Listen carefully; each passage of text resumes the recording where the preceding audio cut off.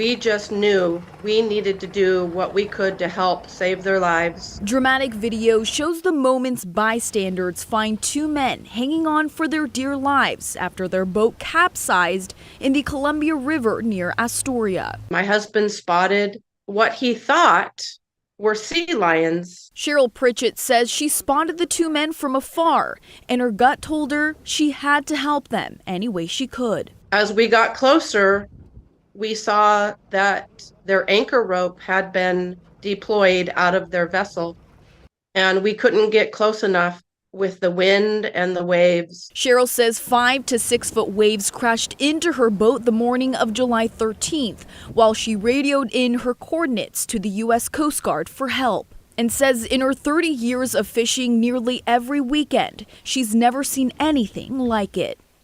We had thought about waiting it out before we crossed, and my husband decided, let's just go ahead and go for it. And at that moment, we just really felt like we were there at the right moment to see these men hanging on for their dear lives on their capsized boat. Cheryl credited her inkling as a sign from God, saying any other day they would have held off on crossing the Columbia River bar in those conditions.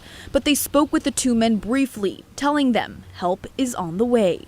2 charter boats from Pacific Salmon Charters in El Waco heard my call for help and got there very shortly after I called on the radio. And those 2 boats were able to rescue the men in the water. The father-son duo that's still missing are pictured here. 43-year-old Konstantin Liahu and 11-year-old Andre Liahu.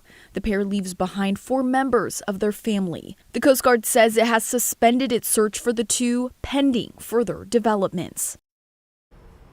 Now, a GoFundMe has been posted online to help. As I'm told, the father was the sole breadwinner of the family. So far, it has raised over $111,000. Christine, back to you. Tragic story, but glad that Good Samaritan listened to her gut. Thank you, Daisy.